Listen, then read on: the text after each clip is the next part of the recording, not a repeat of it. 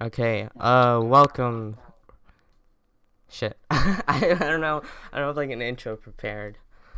What the RJ? You've had so long. How on earth have you been preparing for this for so long? But you Like don't two even have the. weeks. But you don't even. Oh my god! But you don't even have the beginning. What were you doing? What? Alright, It's the equivalent of walking into class, being like, "Do you have your project ready?" And instead of saying no, you go yes, and you walk up in front of class. And they're like, "All right, go ahead." And I'm like, "I don't have anything planned." You walk back to your seat. Anyway, let's start over. Now that well, I'm done eating I'm cheese. gonna title this one The Emperor of the United States, who we're gonna be talking about today. Uh, Excuse me. yeah, you might have noticed that there isn't an Emperor of the United States, Yeah, really. but I this is all real. mean, This isn't like made up or fictional. This is all real. I just want you to know that. It makes it 100 times better.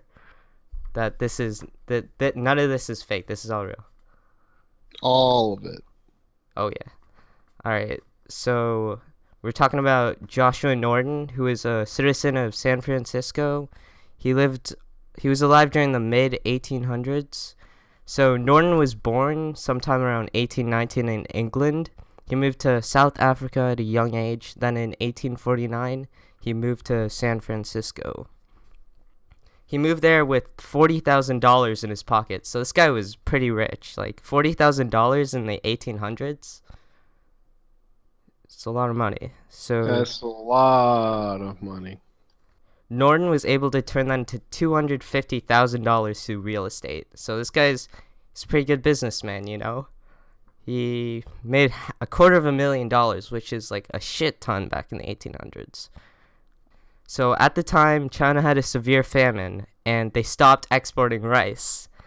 The price of rice skyrocketed to 9 times the original price.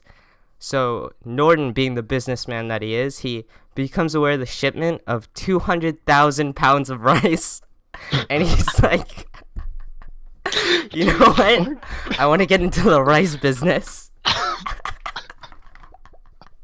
So he buys 200,000 pounds of rice. I just want to add that I have no idea. I had no idea. RJ didn't tell me anything. He's like, okay, we're recording now. And then he just starts talking about a man buying two. Yeah, no, don't worry, it gets better. Oh, Like, can you even imagine how this goes from like 200,000 pounds of rice to Emperor of the to United Emperor of the States? United States? No, I don't. Please, go on. Okay.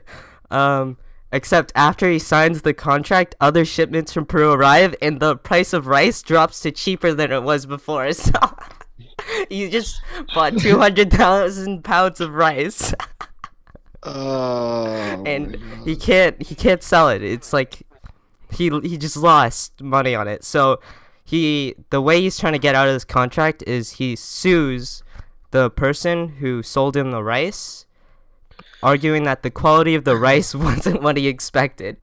So I want you to imagine like the argument that this guy is presenting to the courtroom. Like the Yes, this quality is. of the rice was not high enough. It wasn't what he expected. It was too So low quality rice. It wasn't from Asia. It was from like America. it was from Shit Peru. rice. Same thing. Anyway, continue. This went to the Supreme Court. He lost. So wait, how much money did he spend on this? Well, he lost and went bankrupt, so all of it. So, Hey, so this rich man was like, "Hey, I want to get in the rice business." Buys 200, not a small or a smaller amount, so that he can start it. No, no, no. He starts off with 200,000 pounds of rice, and he gets fucked over. And his thought is, "I'm gonna sue them," and just like this all started with him just wanting to buy rice. hey, dude. Last time I saw you, you're doing pretty good, but you're living in a boarding house now. What happened to you? Oh, I lost all my money by buying 200,000 pounds of rice, and then I lost all my money on that. All of it. $250,000. So Norton was now living in a working class boarding house. A year later, he sent letters to various newspapers in San Francisco declaring himself Emperor of the United States. So he's gone batshit crazy by this point. Like, he's just lost everything. The letter said, I, Joshua Norton, formerly of Algoa Bay, Cape of Good Hope, and now for the last 9 years and 10 months past of San Francisco, California, declare and proclaim myself Emperor of these United States, and in virtue of the authority thereby in me vested, do hereby order and direct the representatives of the different states of the Union to assemble in the musical hall of this city on the 1st day of February. And it was actually published by the San Francisco Bulletin. As a joke, though. They weren't serious. Okay.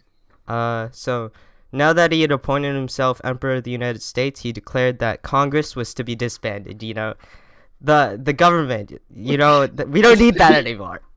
Yes. Yeah. He said that a body of men calling themselves the National Congress are now in session in Washington City in violation of our imperial edict of the 12th of October, last declaring the said Congress abolished. So, you know the government that was already there that I said was supposed to be destroyed? Well, I want to know why it's still running. Oh. 200,000 pounds of rice! So, he's just like bankrupt, and then he's like, hey, I'm the emperor. Abolish the previous government. I'm the leader. I can't cue to that clip of the dude going, I am the captain now, you know?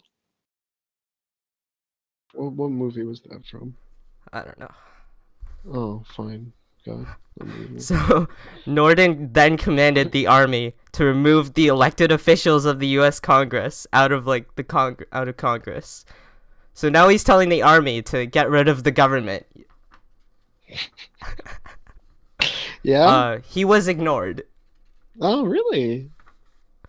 Norton charged anyone who attempted to use slang words for San Francisco. So what he said was, whoever after due and proper warning shall be heard to utter the abominable words Frisco, which has no linguistic or other warrant, shall be deemed guilty of high misdemeanor, and shall pay into the imperial treasury as penalty the sum of $25. Where the fuck did you find this? So anybody that said Frisco, he would go up to and fine them. How much, like, are you sure that he went bankrupt on the rice, or did he go bankrupt on, like, buying drugs? Well, it was like the rice and the Supreme Court. He lost all of his money. And he went bankrupt. I mean, this man sounds like he's done a lot of drugs. Norton then declared both the Republican and Democratic parties abolished. You know that government that the two parties of the government that was running? I'm getting rid of them. No, we don't need them.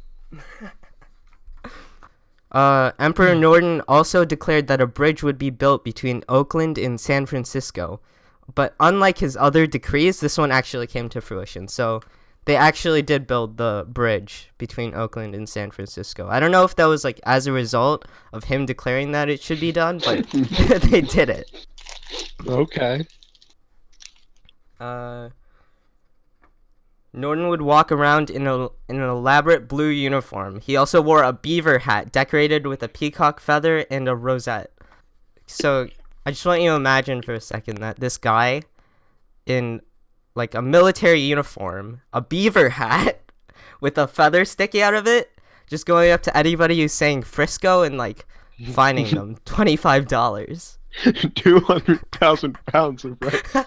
200,000 pounds of rice.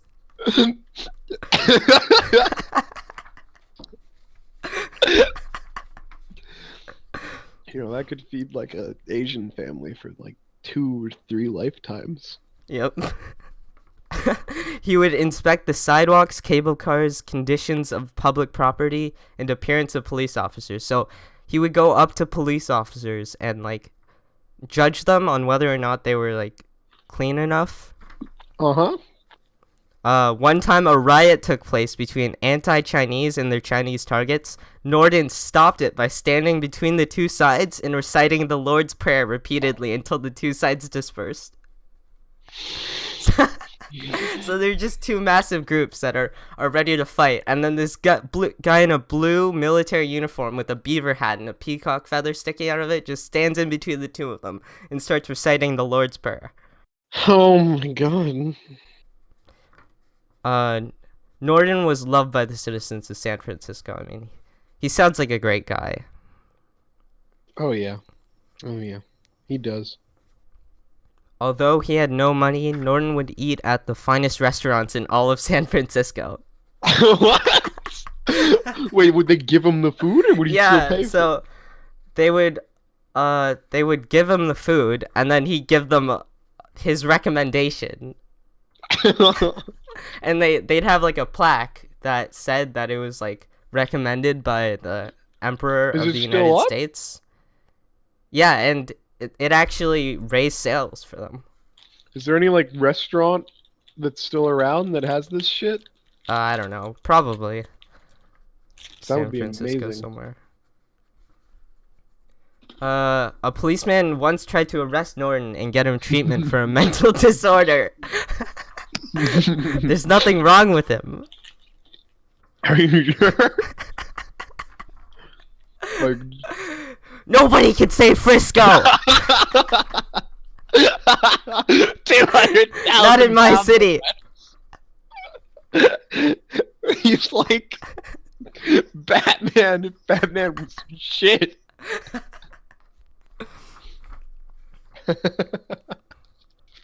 The citizens were outraged, and the police chief issued a formal apology to everyone. So this guy's just like a town mascot at this point. Yeah, like, they loved him. He's like a celebrity. After this, all police officers would salute Norton when they passed him on the street. So when a police officer would walk by, they'd stop what they're doing and then look at him and salute him. What the fuck? I want to live. What year was this in? 1800. It's like 1800. Yeah, the late 1800s. Holy shit. On a U.S. census, his occupation was listed as emperor. Holy shit. So if you looked him up, it would say emperor. It also noted that he was insane.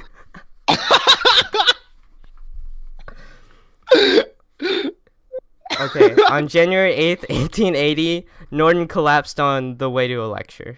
So all good things must come to an end. Mm-hmm. A policeman found him and called for a carriage, but it was too late. The following day, San Francisco Chronicle published his obituary on its front page. The king is dead. 30,000 people showed up to his funeral.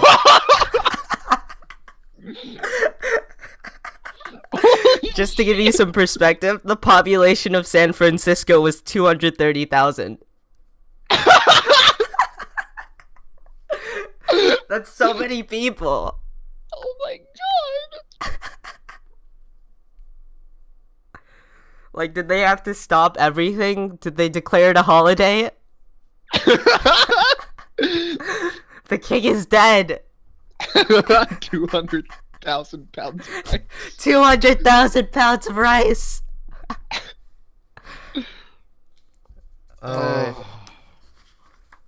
Norton, what an amazing guy. Joshua Norton, yeah, he sounded like a great guy. I think we should all strive to be like him. Yeah. Try and get into the rice business. And then fail miserably and declare that you're the Emperor of the United States, yes. Alright, well, thanks for watching. If you enjoyed, leave a rating and comment. We'll see you next time. Great.